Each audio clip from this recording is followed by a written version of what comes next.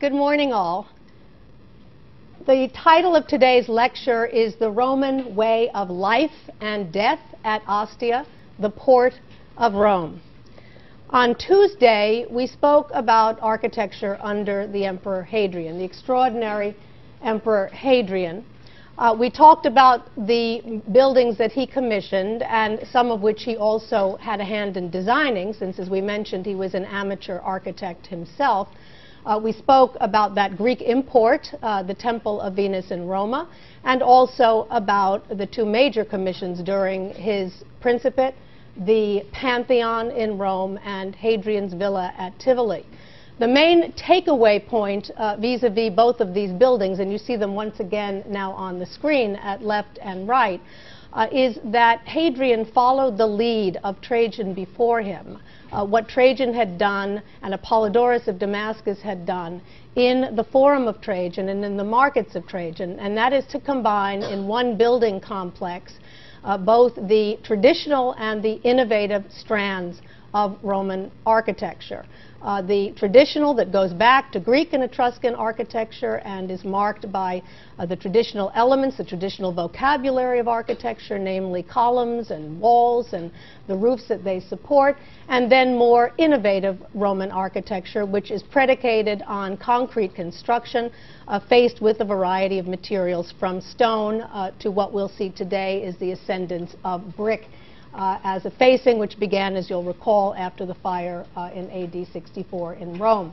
Again, looking at these two buildings as examples of what Hadrian, he and his architects tried to do. The Pantheon, you'll recall, on the left has a traditional porch, a porch that looks very much like a typical Greek, Etruscan, or Roman temple, but then a revolutionary body. When you walk inside the building, a revolutionary cylindrical drum and hemispherical dome.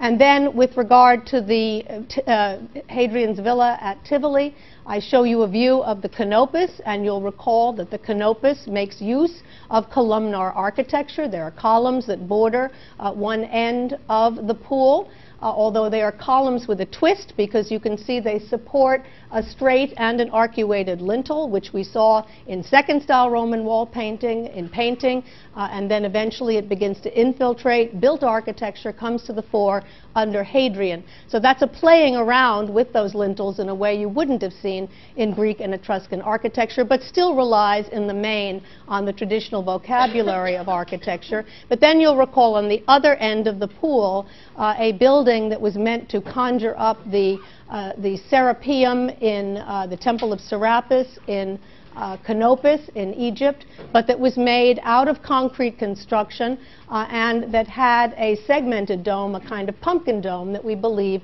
that Hadrian designed himself. So this extraordinary combination of traditional and innovative Roman architecture that we see the hallmark of Hadrianic architecture and a gift that he gave to the future evolution of architecture. The other major contribution of the Hadrianic period that Hadrian himself had less to do with, because it was already bubbling up after the fire in AD 64, is the move that we're going to see today toward multi-storied housing. We saw that begin already at the last gasp of Pompeii and Herculaneum. You'll remember after the earthquake of 62 and before the eruption of Vesuvius, the Pompeians and those who lived in Herculaneum began to add additional stories to their residential structures, and that meant, for the most part, a second story being added to their residential structures, but they never went beyond that. What we see beginning to happen, especially under Hadrian, is an increased taste for multi-storied buildings, multi-storied domiciles, but multi-storied residences that had more than 2 stories, even up to as many as 5 stories, essentially apartment houses. And our best example for such apartment houses are in the city of Ostia, the port city of Rome, and it's therefore to the city of Ostia that we are going to turn to today. And in fact, we'll spend the entire lecture on the city of Ostia because, like Pompeii and Herculaneum before it, especially like Pompeii. We have an extraordinary array of not only private domiciles but also public architecture from the city of Ostia that gives us an outstanding sense of what this city looked like in antiquity. I show you a plan of Ostia in its heyday. You'll remember that the city was actually founded very early on. At the very beginning of the semester, we looked at the town plan of Ostia, which dated to the mid-4th century BC, around 350 BC. And you'll recall, and I'll remind you of this plan in a moment, you'll recall that it was founded as, it was actually Rome's first colony, although it was a colony in Italy, obviously, not outside the mainland, but its first colony in Italy, or anywhere for that matter. It was founded, as so many of these first colonies were, as a military camp. It was laid out as a castrum, as you'll recall. And that castrum, one can see in the very center. I'm going to show you a better view of this from Ward Perkins in a moment, but you can see that kernel of the castrum plan right here in the center of this plan. But what this plan shows you is the way in which the city grew over time. Again, it began in the Republic. It continued to be developed during the Republic. It was under Augustus that some new buildings, some public buildings were added to the locale, including the theater, and we're going to look at the theater today. And then ports were added, as you'll remember, and I'll review that momentarily. Ports were added at Portus by Claudius and also by Trajan. And it was after the port of Trajan that the city really began to take off in terms of its commercial activity, and much of the building that we see in the city as it looks still today belongs to the Hadrianic period and into the time of the successors of Hadrian, the so-called Antonine emperors, whose architecture we'll also be studying this semester. While this plan is on the screen, let me just point out the location of Rome. The arrow points this way. The so-called Via Ostiense, the street that leads from Rome to Ostia, the Via Ostiense, and actually the city road becomes the country road. The country thoroughfare becomes the city street, the main city street, the decumanus of the city of Ostia. You can also see in this plan the location of a place called Isola Sacra up there, which we will see was the main cemetery for Ostia. Yes, there are tombs outside the city walls, also elsewhere in the city, but our best preserved tombs are from this area called Isola Sacra, and I'll show that to you also today. And here you can see the Tiber River, the Tevere, the Tiber River wending its way from Rome to Ostia, and it is of course along the Tiber that we'll see warehouses were located and where the ships went back and forth to export or import products from Rome to Ostia and back again.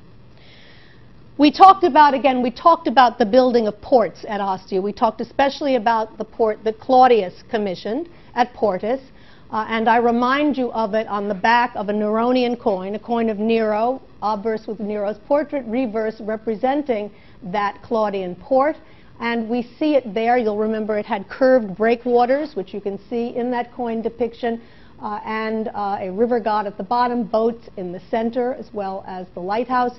We see all of that on the coin, and you'll remember that the breakwaters were made up of columns that partook of that rusticated masonry that Claudius so favored.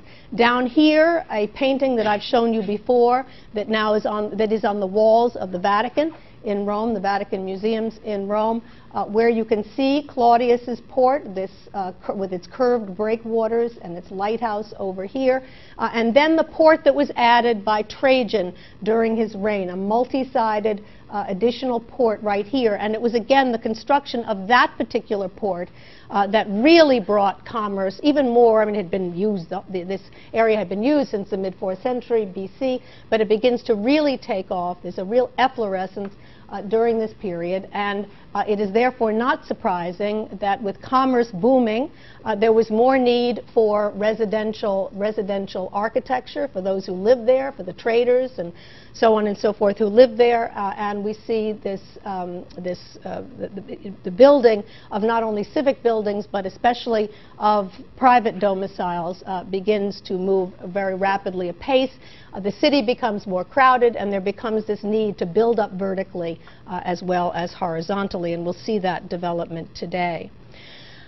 Tourists who go to Rome really miss the boat by not going out to Ostia in larger numbers, because most tourists don't tend to take the trip out to Ostia, but it's well worth it, and it's very easy to get to. It only takes about 25 minutes to a half an hour on a suburban train to get from Rome to Ostia. So it's a not-to-be-missed experience, and I show you one of these trains in the upper left that takes you very easily from Rome to the site of Ostia.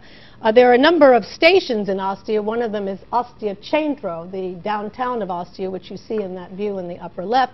And the other is Lido di Ostia, which means the beach. And I show you a view of Lido di Ostia down here. Now, looking at that nice view of the ocean, I know you're back from spring break, but still it's nice to reminisce about what some of you may have been doing during spring break and see this wonderful view of the sea. And it looks very enticing, but I can tell you that it's not once you get there. I mean, it's very polluted. This is not one of the great beaches of the world. So don't be seduced by Lido di Ostia. Stay on the train and make your way to the site called Scavi di Ostia, which is the excavations of Ostia, the archaeological excavations, where you can see, as you saw, as one sees in Pompeii, an ancient Roman city, extremely well preserved. And you see a glimpse of it over here, and you can tell even just from this glimpse that we are dealing here with a city that is not unlike Pompeii. It has streets and sidewalks, and it has buildings along the side of either of those. But there is one main difference between this and what we saw at Pompeii, and you can see it very well in this image, and that is that these houses that are along the street look different than those did in Pompeii, in that they are made out of concrete faced with brick, a very different kind of appearance, and one that is quintessentially Ostian and makes this city well worth a visit. In fact, if we think of Pompeii as the quintessential 1st century AD Roman city, we should think of the city of Ostia as the quintessential 2nd century AD city, the best example that we have of what a 2nd century, a Hadrianic and Antonine city would have looked like, and that is what makes it so important to us. Here I remind you again of the original plan that we looked at, the plan from the mid-4th century BC, 350 BC, from Ward Perkins, that shows you the original castrum of the first colony. This rectangular space, very regular, with its own wall surrounding the city, with the Cardo, the north-south street, and the Decumanus, the east-west street, intersecting exactly at the center of that city.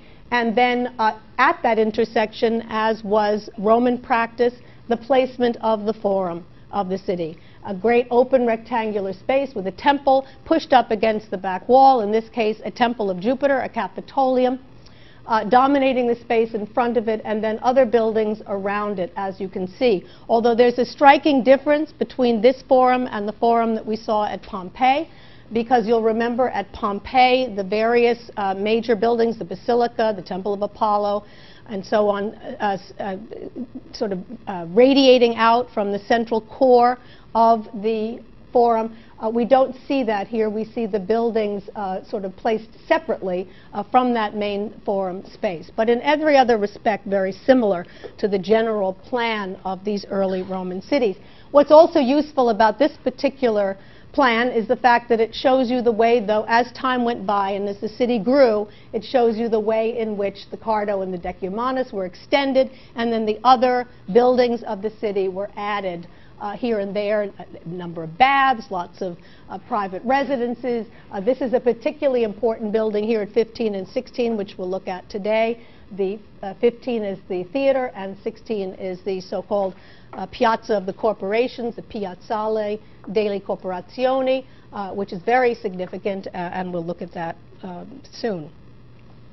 If you go and visit the city of Ostia today and enter at the ticket booth, what you see almost immediately is, again, a polygonal masonry street, looking very much like Pompeii, but once again, there are no stepping stones in Ostia, unlike Pompeii, which the plot thickens there in terms of why we see those in Pompeii and don't seem to see them anywhere else. You walk along that polygonal masonry street pavement, and you see both the remains up here in the upper left of the original Republican city wall, and it should bring back memories of Opus Quadratum or ashlar masonry that we saw at the beginning of the semester. You can see it's consistent with the age in which it was built in the Republic. But then over here, as you make your way along one of the main streets, you see what is characteristic of Ostia as a whole, and that is concrete construction, brick-faced concrete construction, both for the residences and also for the public buildings and also for the religious structures, namely the temples in this city. The reason for this, of course, takes us back to the Neronian period, the Great Fire of 64, when it was realized. You'll remember the Suburra, which was located back beyond the precinct walls of the Forum of Augustus, the area where the working poor of Rome lived, primarily in rickety apartment houses that were made out of wood, multi-storied houses. Those were actually multi-storied, but they were always going up in flames. And there was a recognition after the great destruction of the fire of 64 that the Romans needed to fireproof their buildings, and so they recognized the fact that brick is better at protecting the structure from fire than stone is, and stone can burn, and they actually began to, as we know, we talked about this before, they began to build their houses and many of their civic structures out of concrete faced with brick. And we see that development especially well here in Ostia. And Ostia is extremely important for us also because many comparable buildings that were put up in the city of Rome itself no longer survive. The same apartment houses that we're going to see at Ostia did exist in Rome. We have some remains of them. There's a very prominent one at the base of the Capitoline Hill, to the left of the hill as you climb up that hill. But we have very little evidence for this in Rome, and so we have to rely on Ostia to give us the best picture of apartment building in Rome, in Roman architecture in the 2nd century A.D. Here is a spectacular view of Ostia as it looks today from the air, and we are obviously looking down on the Forum, on the great open rectangular space of the Forum with columns around it. We are looking also at the Capitolium, at the Temple of Jupiter, which is a very large structure, as you can see here, made out of concrete, faced with brick. It is a typical Roman temple, unlike Hadrian's Temple of Venus in Roma, because we can see that it has a facade orientation, it has a single staircase, it has a deep porch, freestanding columns in that porch, so a typical Roman structure. And it's typical Roman temple. And then you can also see its vast scale. There are a couple of people standing here who look minuscule in relationship to this building, and only part of the building, in fact, full height of the building, is not even preserved here. So it was even larger still than what you see. The reason for its size is twofold. One, because we have already seen that this taste for larger and larger buildings has really taken off. We saw it in Hadrian's Forum in Rome. We saw it in Domitian's Palace on the Palatine Hill. We saw it in Hadrian's Villa at Tivoli and in the Pantheon, the largest span, the largest dome ever built. So this taste for largeness, grandiosity in architecture has really taken off. So it's not surprising to see this Capitolium, which was built in the Hadrianic period, specifically 120 AD, also being large in scale. But there's a second and perhaps even more important reason, and that is in a city in which all of the Most of the houses are what are called insulae, I-N-S-U-L-A in the singular, A-E in the plural, insulae. Multi-storied apartment buildings, often of as many as 5 stories. If you want your Capitolium to stand out in that city and be seen up above those apartment houses, you've got to build it very high. And that is undoubtedly the reason that one of the 2 reasons, the more important reason, that they have built this temple so large and especially so tall, so that you could see the Temple of Jupiter from everywhere in the city of Ostia. Here's a view of the temple as it looks today in isolation. Again, only part of its height preserved, but enough for us to get a very good sense of its concrete construction, brick facing here, and as I've already described, the single staircase, the columns in the porch, and so on. I mentioned already that it was under Augustus that a theater and an entertainment district was added to the city of Ostia. And that building, you see the remains of it here along one of the major streets of the city of Ostia. It was renovated in around 200 AD, that is in the early part of the 3rd century AD, so considerably later. It was expanded to be able to hold 2,500 spectators at that particular point. And much of the concrete and brick-faced construction belongs to that renovation. One can't imagine a building quite like this in the age of Augustus. So what you're seeing here is primarily the restored view, the restored version of this building. But what you can see that does at least link it back to the Augustan period is the fact that the design of the facade is very similar to the design of the theater of Marcellus in Rome, with the arches and the, in this case, pilasters between them. That same general scheme that we saw for theater and for amphitheater architecture used here. The main difference, of course, is the fact that we have concrete construction with brick facing rather than concrete construction with stone facing, travertine in the case of the theater of Marcellus. I haven't yet shown you a Roman latrine, but today is the day for the Roman latrine. But you have to imagine, of course, that in any major public building like a theater where you're going to have a lot of people there at the same time, you have to provide a public latrine. And when I say a public latrine, I really mean a public latrine. There was no privacy, as you can see, in this latrine whatsoever. What it is composed of, as you can see, is a bench that lines the walls with a series of holes in it, and then just one single drain that encircles the building. So this gives you an idea of where you had to go if you needed to go during intermission if you were attending the theater in Ostia. One of the most important buildings at Ostia is connected to this theater. I'm showing you now the plan of the theater, which corresponds to theaters that we've looked at throughout this semester of typical Roman plan. It has a semicircular orchestra. It has a stage building, or scaenae frons, here. It has a semicircular cavea, the seats which are placed on top of course, in this case, a concrete foundation. This, like other Roman theaters, is an urban phenomenon. There was no hill to build this on, so the Romans had to build, the Ostians had to build their own hill out of concrete and then support the cavea on top of that. But the cavea is made of stone seats. They use stone for the seats, as is traditional in Roman theater architecture. But we see that this theater is appended to a porticus. Now, we've seen a porticus with these theaters before. It was, in fact, characteristic of theater design. And if you think back to the theater in Pompeii, for example, you'll remember that that porticus, which had little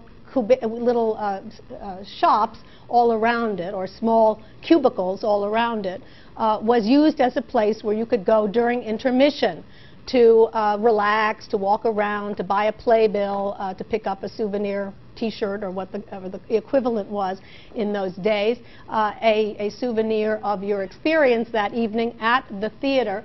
And so we see that same general scheme here, this whole idea of this open rectangular space with some columns, and then with these little cubicles all along. But in this case, it was not meant to be a place for souvenirs or a place to store props.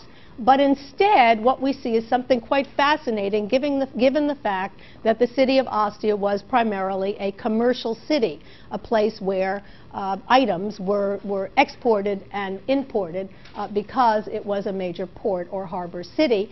What this was used for instead, hence its name, the Piazzale delle Corporazioni, is a series of businesses that were the import-export business, essentially, is what these spaces were used for.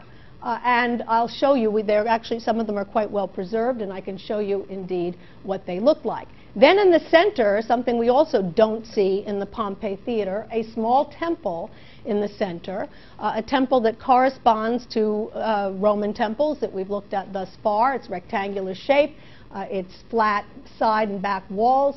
It's some columns in the deep porch, a single staircase, facade emphasis, as you can see here, relatively small in scale as these kinds of things go.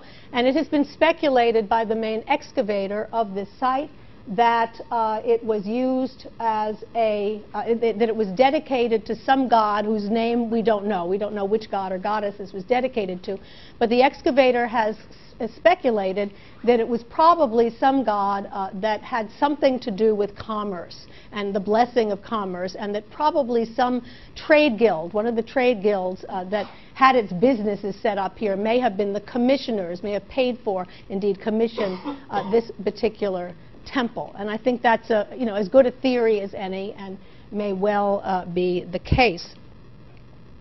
This is a view. We're standing at the top of the cavea, looking down over that cavea. We can see the cunei, or wedge-shaped sections of seats.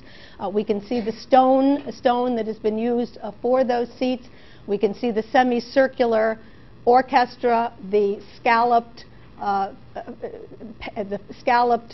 face of the stage, and then one can imagine the Scanae Franz with its forest of columns.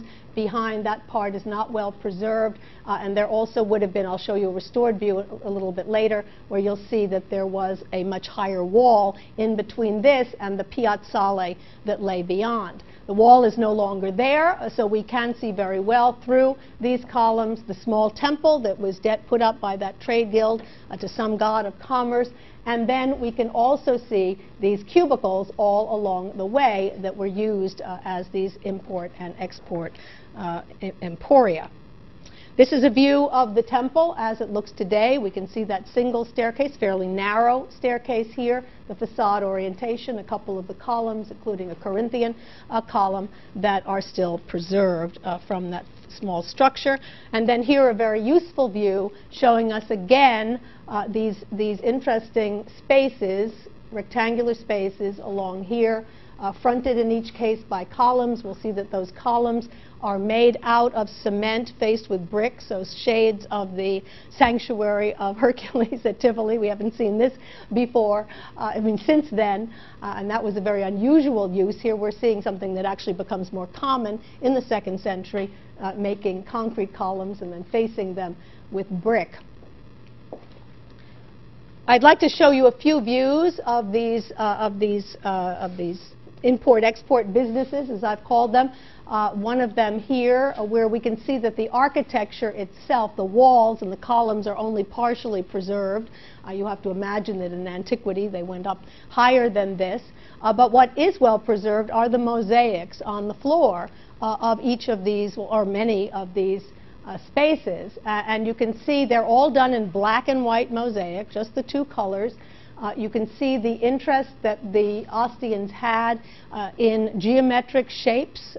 They have inside these very abstract, inside the shop here, these abstract patterns, although they've made an attempt to vary them. But then in the front, something very interesting that we see throughout is the use of sea imagery, because again, they were in the import and export business. They were busy sending ships back and forth from Italy to other parts of the Roman world by sea. And so it's almost all sea imagery. Here we see two heraldic dolphins. Dolphins are particularly popular in these scenes, facing one another as a kind of advertisement or shop sign for this particular enterprise. Here's another one where you can see, I like this dolphin in particular. He's nicely preserved, and he has a wonderful serpentine tail with a lot of flourish at the end here, as you can see. And then inside, an image of a boat. You can see it's partially preserved. What's wonderful about this example is it shows us that although these are fairly simple in design and are meant essentially as advertisements for the shop, the artist and the patron have taken real care to think about what you're going to see when you're standing where, so that they have oriented these so that when you're facing the shop and deciding whether you're going to pick this one, there's 61 of these, by the way, around the perimeter of this structure. So you had a lot of choice in terms of which enterprise you were going to, where you were going to go to if you wanted to ship something from Ostia somewhere else or receive a delivery. You had a lot of choices, although I don't doubt some of them specialize in different parts of the world, in shipping to Egypt or shipping to Asia Minor. But you can see here the dolphin, when you're standing deciding whether you want to go in, the dolphin, you face the dolphin. Once you're inside and standing and talking to the owner, if you turn around and look back, you're going to see the boat head on. So they've orchestrated this in such, they've paid real attention. It's not done willy-nilly. They paid attention to what you're going to see where when you are entering and inside these spaces. Here's another one, not only dolphins, dolphins, dolphins, more dolphins and more dolphins, but you also see, in this case, a lighthouse, which could either be a representation of their local lighthouse or some lighthouse somewhere else that this particular place ships to. And then the last one, which is the one on your monument list, with two boats.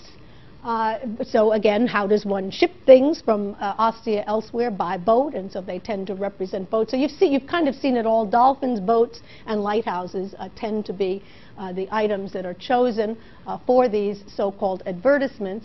But this one is very useful too, because you can see the shapes and the colors of the tesserae that are used here. And although these are very effective, you can see that this is not the Alexander mosaic. These are not done with that kind of skill.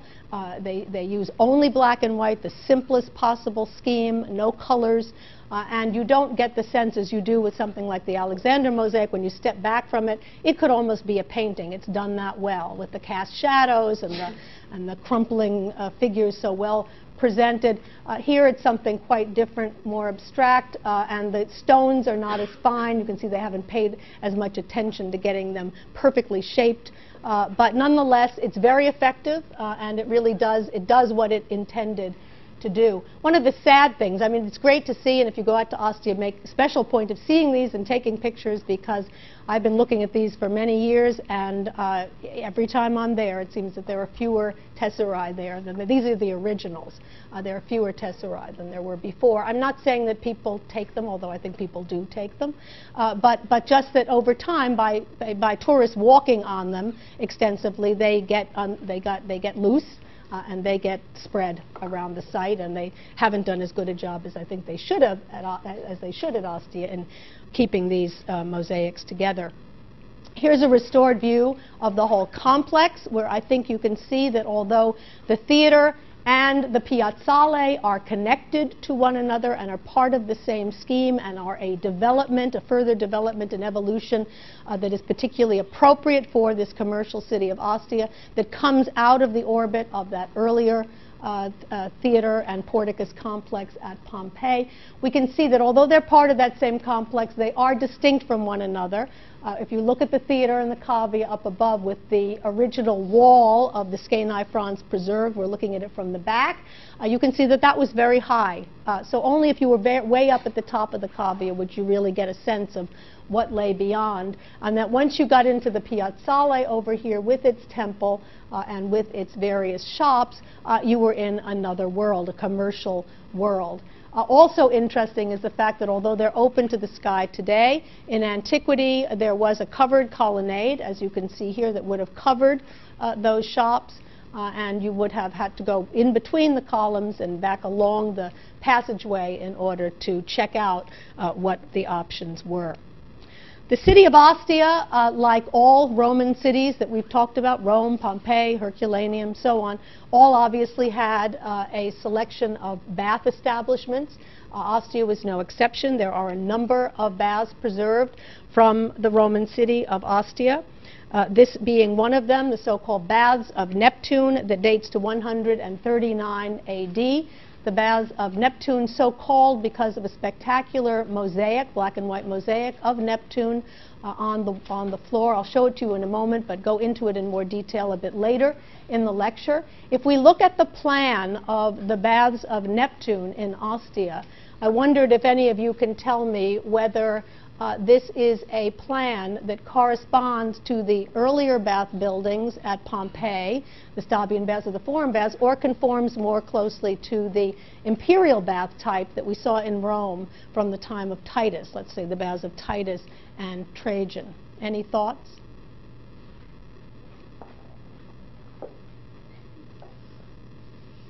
Brooks, you grimaced, but maybe I'll ask you. Do you have a pick on you?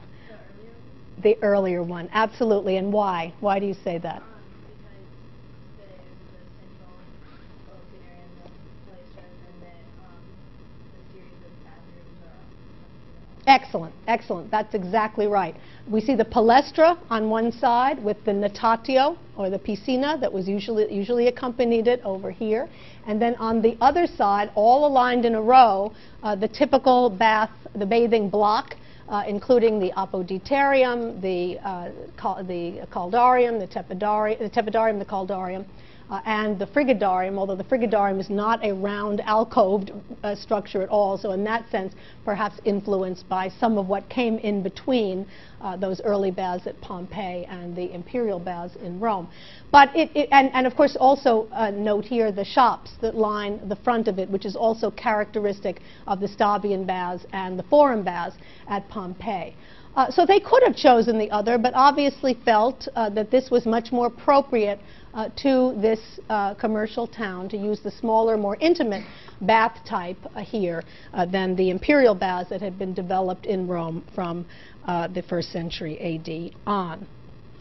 Just a glimpse of the black and white mosaic that gives this bath its name, the Baths of Neptune. You see Neptune here, but you can also see the way in which every room in the bath, which was made out of concrete faced with brick, as you can also tell from this view, every room was covered with these black and white mosaics. Ostia is the land of the black and white mosaic. I'll return to that in a moment. Perhaps most importantly of anything that I show you today are the apartment houses of Ostia, and it's to those that I'd like now to turn. What you're looking at on the screen is a model of what one of these apartment houses would have looked like.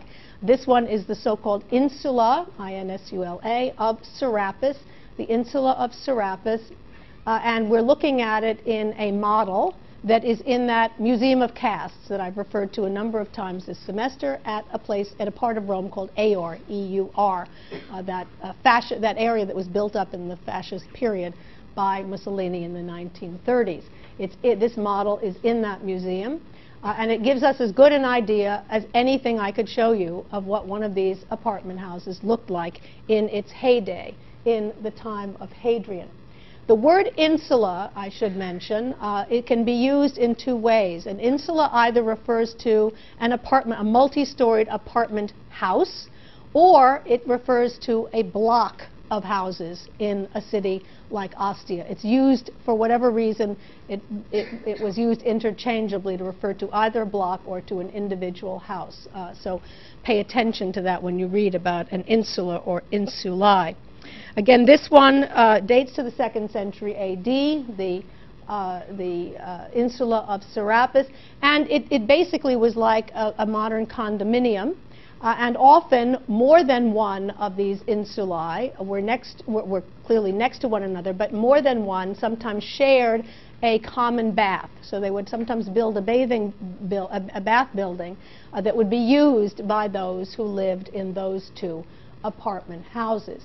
Now, what's characteristic of this, especially as we think about it in relationship to early domus architecture that we saw at Pompeii, those single-family dwellings, is the need in this teeming commercial city to accommodate a very large population in a small amount of space. People, on the whole, who could not afford single-family dwellings, who needed to be housed in these apartment buildings. They build up vertically.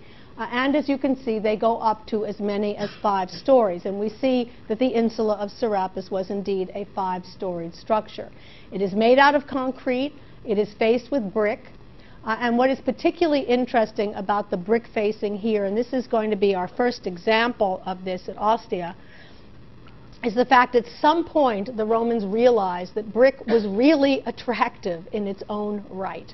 And that didn't need to be stuccoed over anymore. If you think back to the Domus Aurea, even in the Domus Aurea, the building was made out of, the palace was made out of concrete faced with brick, but the facade was gilded. And inside, you'll remember, Fabulous was commissioned to cover the entire interior of the structure with stucco and then paint it. So you would have had no sense when you were standing in the palace of Nero in Nero's day that it was a brick-faced concrete structure.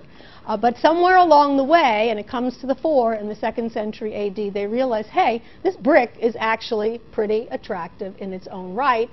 It has texture. We can vary the color. We can use a reddish brick. We can use a slightly yellowish brick. We can add some stucco to make some decorative effects. This looks awesome. And we think, some innovative architects got the idea, and innovative designers, to let's leave it, let's not stucco it over. Let's let it speak for itself. And that was a very wise decision, because as you'll see today, the buildings that we have remaining from Ostia that were unadulterated brick exteriors without stucco are absolutely magnificent. And they became, the designers became real experts at rendering it in an extraordinary way. I think you can get a sense of that even in this model. So exposed brickwork here. You see these arches made of bricks that are kind of wedge-shaped and look like the sort of thing we saw earlier in stone, those wedge-shaped sections of stone that we saw, for example, in the Fileri Novi gate. We see that sort of thing here. It may have been used just as it was in the Pantheon. You'll remember how they used them during the building process to keep the concrete from settling before it dried. But they realized afterwards that these could be positioned in a way that made them very attractive in their own right, ultimately. We can also see that they have added moldings, usually with stucco, added moldings that make the building more attractive, sometimes even little pediments, as you can see over some of the windows over here.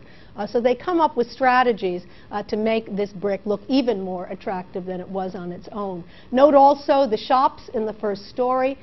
Some of these are shops, some of these are actually staircases that lead you to the uppermost stories. And once again, it's clear that the Romans have become so adept at using concrete that they are able to open up these walls. The openings are larger than they had been even before, and so they've become very good at dematerializing the wall in a way that becomes increasingly sophisticated over time. The most famous house at Ostia is, in a sense, mine, because it's called the Casa di Diana, the House of Diana, at Ostia. And we see a view of it here as it looks today. It was a multi-storied apartment building, a multi-storied insula. Only 2 of those stories are preserved now. I'll show you a restored view of what the original looked like momentarily. But we see it here as it looks today, concrete faced with brick, exposed brick, brick enjoyed in its own right, very large openings that lead into, they're either entranceways into the structure, or lead to staircases, or open up onto shops. We can see here in actuality the same sort of thing we saw in the model from Ayor, and that is the use not only of exposed brick, but also of moldings that are added either in brick sometimes or also sometimes in stucco, of the nice overhangs that they have created above the second-story windows up there. We also see a lot of Italian school children, Ostia and Pompeii also, but particularly Ostia because of its proximity to Rome and all the schools that they have in the city of Rome.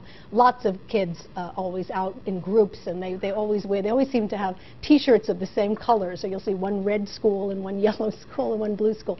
It's a lot of fun. And every one of them has it's so funny to me, they have their cell phones and they're all clicking, clicking, clicking as they walk through these buildings. I'm not sure they're looking at anything, but they're definitely clicking to record the fact that they were at Ostia. Perhaps that's for student papers, I don't know. But here a detail of the insula of Diana looking through one of these entranceways into the rest of the structure. And I'll bet you're as struck as I am in looking at this, that with regard to vista, the interest in panorama and vista, it doesn't matter whether you're building out of rubble or stone or opus incertum or concrete or faced with brick. There is that aesthetic, that Roman aesthetic of building things in such a way that wherever you're standing in that structure, you're going to be looking from one part of the building to another, and you're going to be struck by the wonderful scenes that you see from within and from within that building and from that building outside of that structure. Here's the restored view of the insula of Diana, where you can see that originally it was a four-storied structure. It's a cutaway and an axonometric view. Four-storied structure, and this particular restored view is also extremely helpful because it shows us that these houses did not have the peristyle courts or the hortus that we know from the Domus Italica or the Hellenized domus. There was no space for that in this commercial city. There is no emphasis on the greenery and the wonderful fountains and statuary that we saw in Pompeii. And keep in mind, of course, that Pompeii in Campania was essentially a resort town, a very different kind of feel than Ostia, this teeming commercial center. So what they replaced those with here in order to get more light into the structure is a kind of a light well. And you see that light well up here, where there are also windows on multiple stories. And in fact, I would imagine that those were the choicest apartments to have because they would have been less noisy than what you can imagine apartment along the street must have been with all the activity going in and out of the Thermopolia and the other shops down below, and the cart traffic and so on. So again, I imagine the Lightwell apartment would have been highly desirable. Speaking of Thermopolia, we have them at Ostia as we have them at Pompeii, quite a number of them. And I show you the best preserved, which happens to be in Diana's house. And I show it to you here, the Thermopolium of the Casa di Diana at Ostia. You can see that right at the entranceway, they have put a black and white mosaic. You see inside just what we saw at, just exactly the same thing that we saw at Pompeii, one of these counters that would have had recesses in it. So you have to imagine just the same as we saw there, a kind of fast food emporium where you would take a peek at what looked good for the day, make your choice. If you go inside the Thermopolium of Diana, you see hanging on the wall a painting which it seems likely may have served as a kind of shop sign. It might have been hung outside the building to advertise what you could get in this particular Thermopolium. And if we look at what's depicted here, it's a still life of objects, and we see what seems to be a pomegranate on the right hanging on a nail on the wall. In the center, I don't know if you can see it from where you sit, but in the center a block that supports what looks like a drinking cup that has little round things floating in it, lentils or chickpeas or something like that.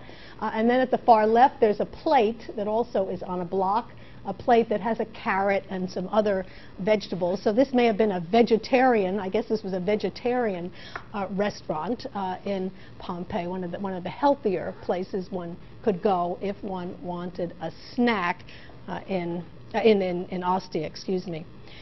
For a very long, if you go to Ostia, by the way, you really do want to set aside a day to do that, because by the time you take the half-an-hour ride out there, get there, there's a lot to see, and it used to be, if you'd go there for a day, which I'd done many, many times, there was absolutely nowhere to eat, so you had to remember to bring your, and nowhere to get a bottle of water, so you'd have to remember to bring your bottle of water and maybe a snack. But they have rectified that in recent years, the last few years. They finally put up the Cafeteria degli Scavi, which loosely translated is the excavation cafe, the cafeteria of the excavations at Ostia. And it's actually a wonderful place. I have to say, it's very modern. It has a wonderful deck with tables and the ubiquitous Italian white umbrella, and the food is actually, you know, for a cafeteria, ain't bad. Italian pasta is always hard to make bad, it's always good. And then inside, I thought you'd be amused to see when they decided on the decor for the interior of the cafeteria, with its simple tables and chairs. They put brick on the wall, and they then hung up these wonderful versions of the Piazzale delle Corporazioni, black and white mosaic. So again, very attuned. Italians are really, they do build Ferraris after all. They are very good at design and aesthetic, and pay a great deal of attention to that, and consequently always make one's surroundings pleasant. Warehouses. This was a commercial port. We talked about the fact that in commercial ports, one needs warehouses. We began the semester with a warehouse. In fact, the Porticus Aemilia in Rome, along the banks of the Tiber. And I remind you of that here. Here's the Tiber, a model of the Tiber with the Porticus Aemilia. You'll remember that was made out of concrete. It was one of the earliest examples of concrete construction in the Republic in Rome. A series of barrel vaults linked to one another on 3 tiers, as you'll recall, with axial and lateral spatial relations inside that structure. Ostia needed its own warehouses as well. It had them in the Republic already, but it began to add to them in the 2nd century A.D. And it's fascinating to see what happens when you build a warehouse out of concrete faced with brick. You get an extraordinary structure that looks very much like an insula. I mean, if I had put this up and said, "What is this?" and you said it's an insula, you would sort of be on the mark, because it looks exactly like an insula. But it is a warehouse, and this is the most famous warehouse in Ostia, the so-called Aurea, because the word Aurea, H-O-R-R-E-A, is warehouse in Latin. The Aurea Epigothiana, which you have on your monument list, which dates to 145 to 150 A.D. This is the entrance to the Aurea Epigothiana. It is, again, made out of concrete, faced with brick, exposed brickwork enjoyed in its own right for its own aesthetic here. We can see that it is like the apartment houses in that it is multi-storied, with the large entranceways or entranceways into the structure down below, and then the smaller windows up above. They have monumentalized the entrance, the main entrance to the structure, by giving it columns supporting a pediment. Very grand, in fact, and it's interesting to see that even with this brick-faced concrete architecture, the Romans have not lost their interest in Hellenizing works of art and using touches of ancient Greece to monumentalize and to make more cultured, in a sense, the entranceway into this structure. So we see these columns, engaged columns, supporting a pediment above, capitals on those columns, as you can see here. All of this done in concrete, faced with brick. And you can see here, this is an outstanding example of the way in which they have used brick to their advantage. They have recognized that you can vary the color. You can have a reddish brick, you can have a yellowish brick. So here they've used red brick to face the column shaft, and then a yellow brick for the capital. So there's a distinction between the shaft and the capital. And they have even used the most expensive material, marble, for the inscription plaque, where they identify this building as the Aurea Epigothiana, and then the pediment above. And you can see, if you look at the pediment decoration and if you look at the volutes of the capitals, you will see they have used a small amount of stucco to enable them to create the spirals of the volutes, for example, and some of the more delicate decorative work in the pediment above. Another subtlety, another nice subtlety, it just shows you the amount of effort and time and money that went into this commission.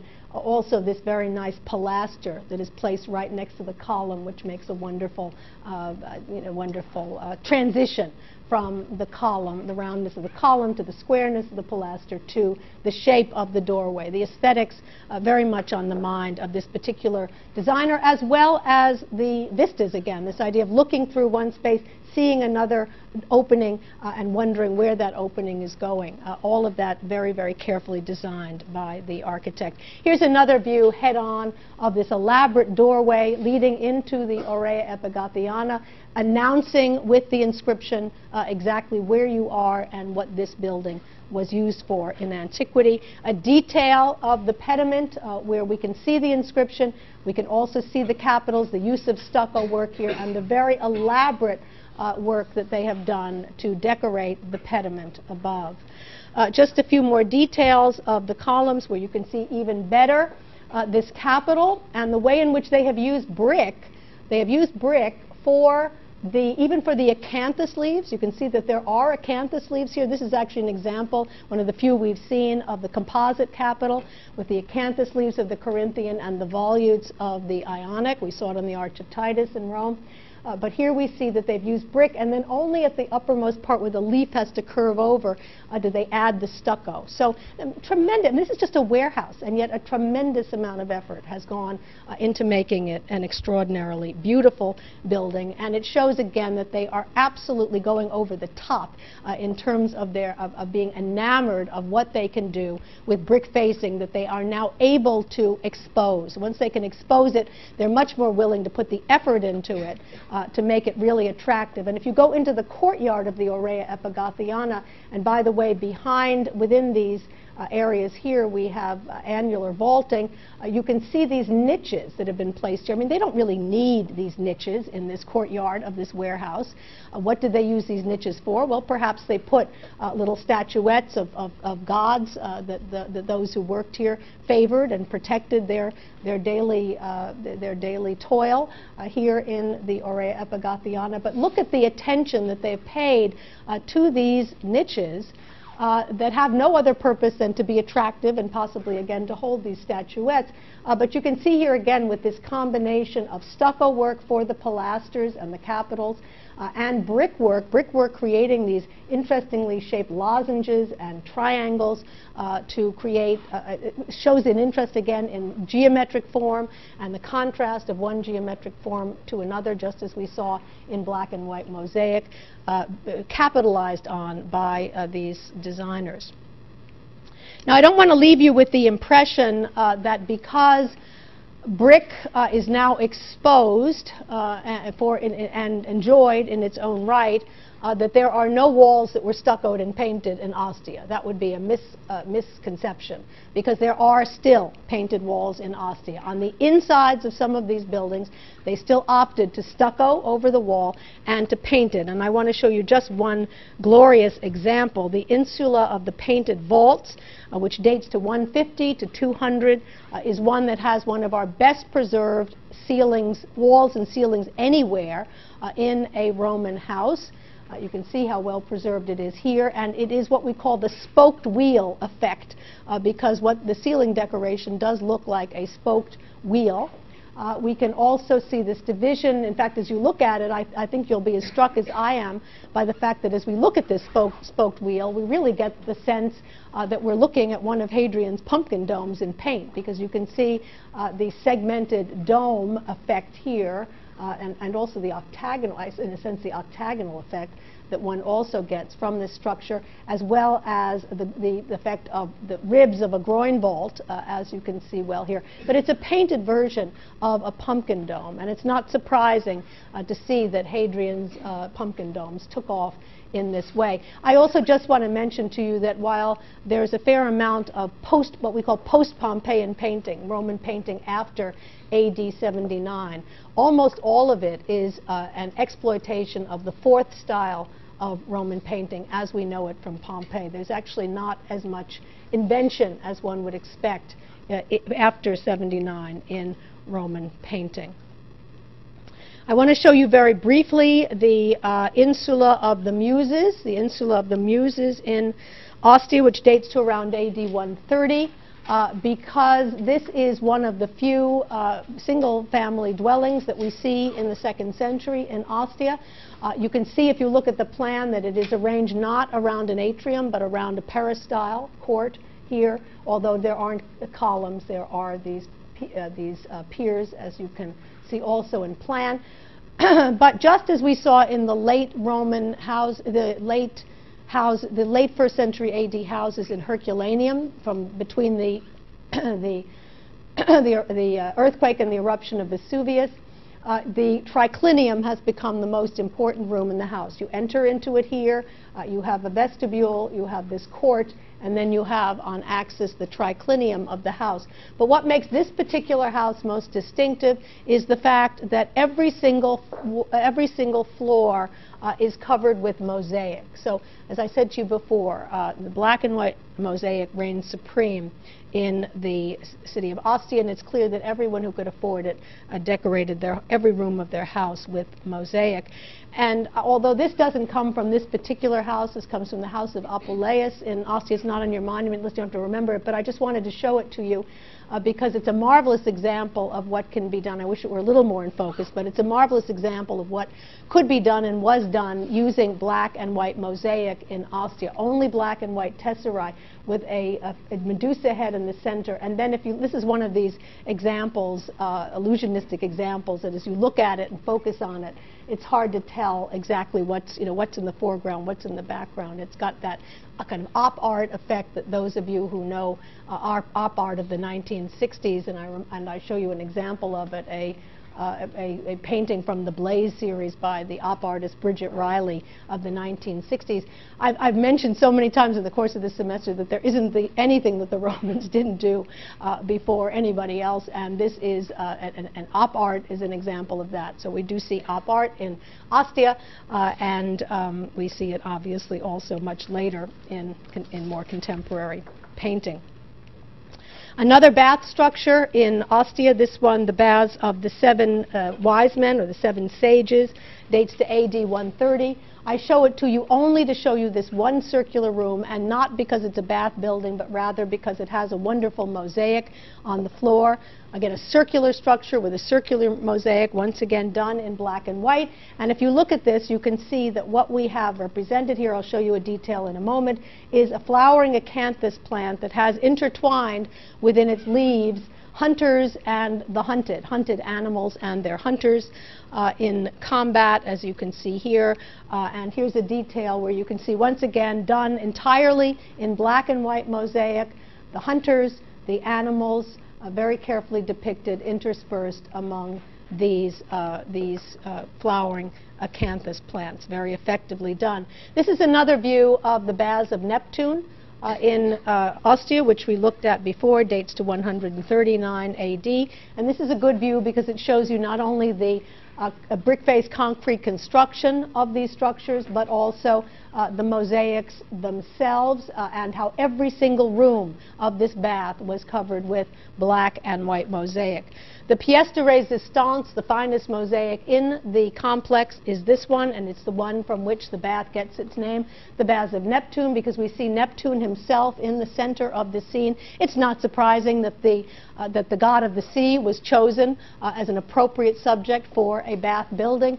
We see him here with his trident. That's how we know it's him, being carried along by 4 horses. He's holding the reins of those horses. His mantle is billowing up behind him. One expects to see a chariot here. One thinks of this as Neptune in a chariot, but it's not Neptune in a chariot. You can see that these horses, by the way, aren't fully horses, but the front part is a horse and the rest is a sea creature.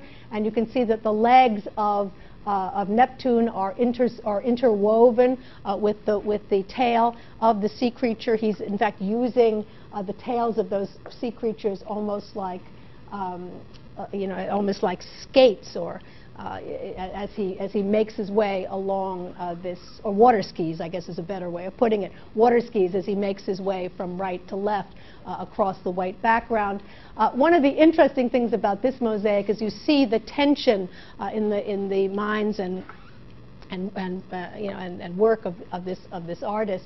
On one hand, making these very abstract black shapes against a white background, but at the same time paying a lot of attention to the actual musculature, to what the chest of the god Poseidon would have looked like. As you look at it, there's very pronounced musculature that's carefully done here by the artist. Here are our friends the dolphins frolicking, dolphins with cupids on their back, some fairly other floating figures, a female figure on the back of another sea creature, all of this going on the floor of the Baths of Neptune. But what's particularly interesting, I think, is the same sort of thing that we saw in the Piazzale delle Corporazioni, and that is that the artist has designed this in such a way that it doesn't matter which part of the room you're standing in. Wherever you are standing, you can look onto the floor from where you were standing and see at least some of the figures head on.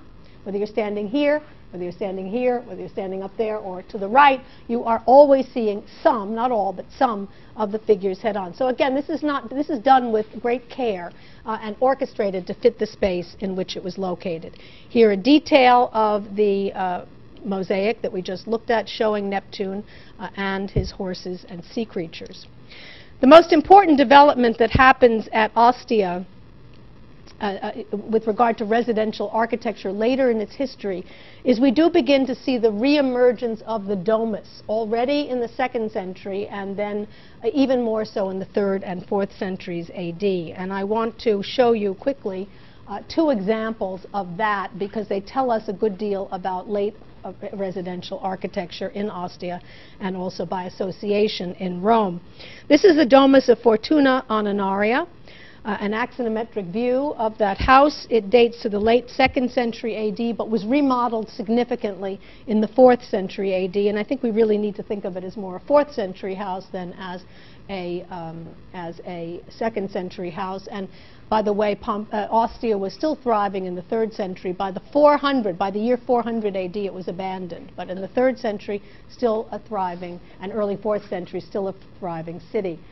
We see this house here. It's an axonometric view from Ward Perkins. The most important features, besides the fact that it's a single-story dwelling, single-family dwelling, is the fact that it has an open court here with a pool, that it has the triclinium as the most important room of the house, so that continues on in residential architecture. But there's a particular taste for apses in these late Roman buildings. You can see that this one has an apse.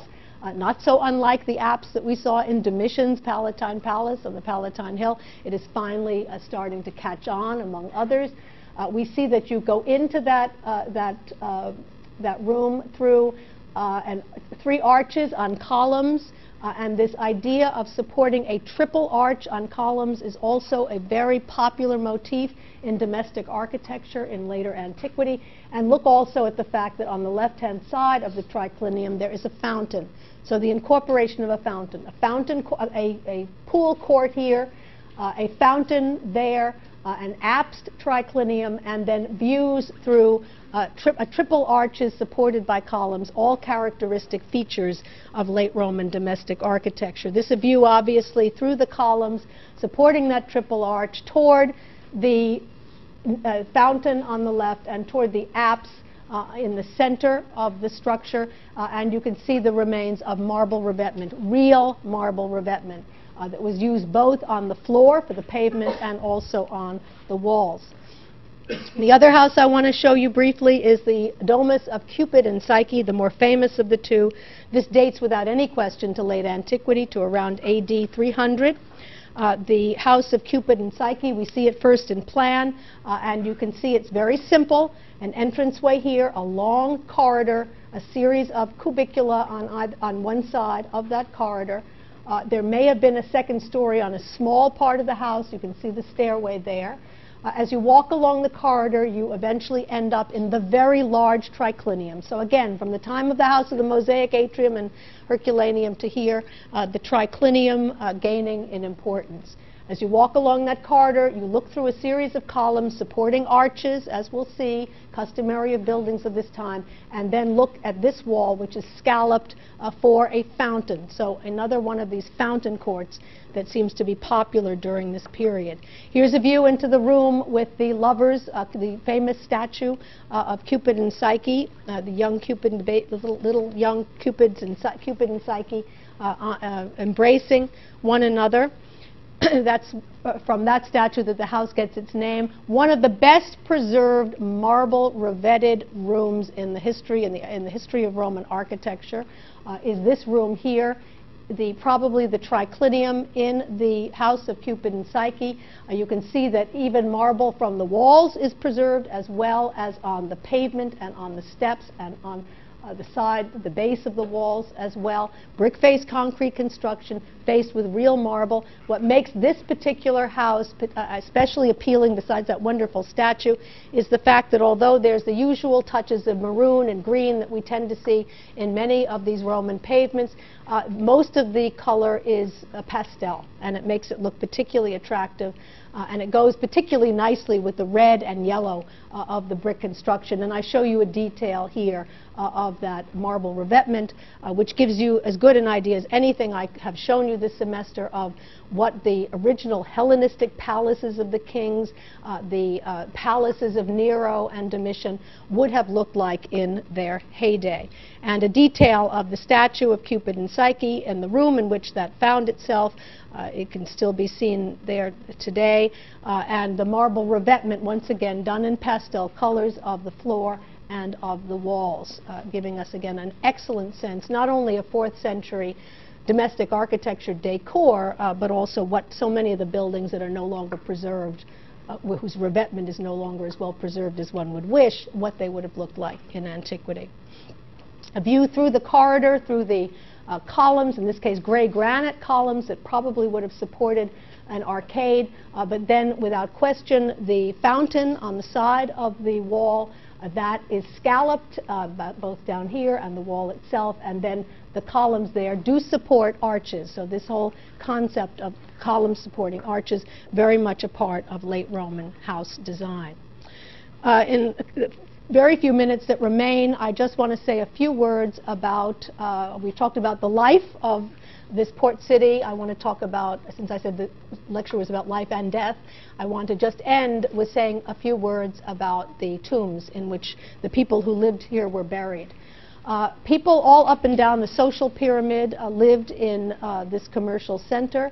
The simplest tombs, and by the way, I mentioned to you already that there are tombs both outside the city of Pompeii on the major roads, and then a little bit further away at this place called Isola Sacra, or the Sacred Island, where one can see particularly well-preserved tombs from those who lived in Ostia of the 2nd century. Those who, the working poor, were buried in very simple tombs of 2 types. The upper part of clay amphoras, just the upper part, they were broken, and then the upper part was stuck into the ground. The remains of the person were placed below the ground, and then the spout could be used to pour wine libations into.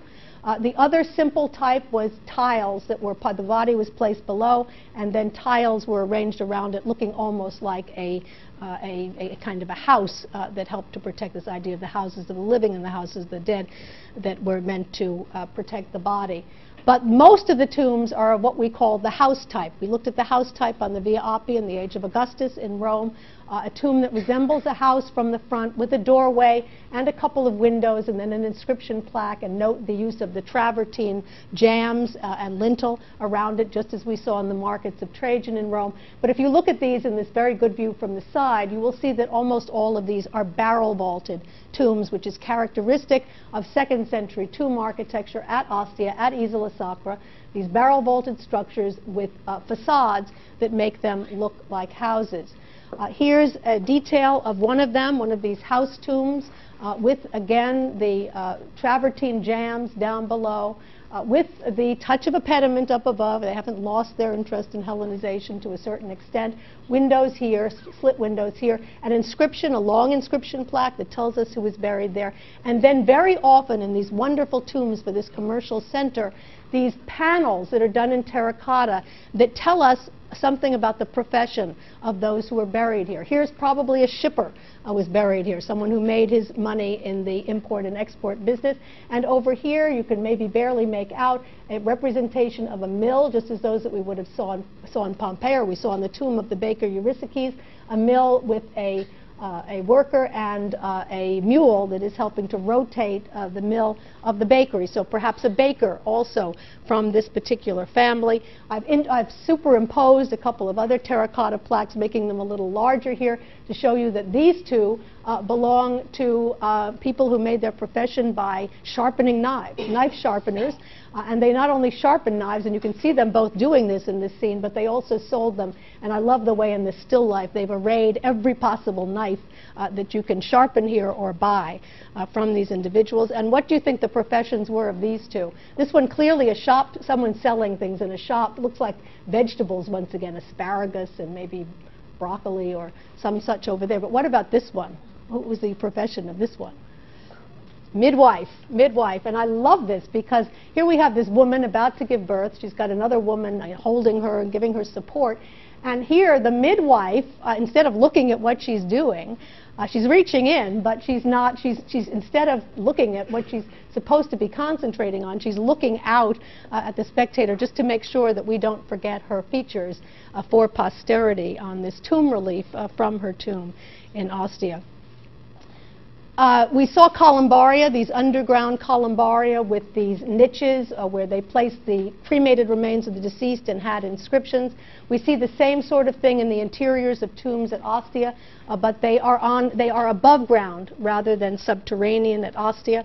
And we also see, and basically the last point I want to make today, is we also see in the interiors of these tombs at Ostia not only those niches for the cremated remains, but it's in the 2nd century AD, the time of Hadrian on, that inhumation, burial, becomes the norm, largely under the influence of the spread of Christianity, the idea of the soul needs to ascend to heaven, and so you have to maintain the bodily remains. And so we begin to see in these interiors what we call arcosolia, A-R-C-O-S-O-L-I-A,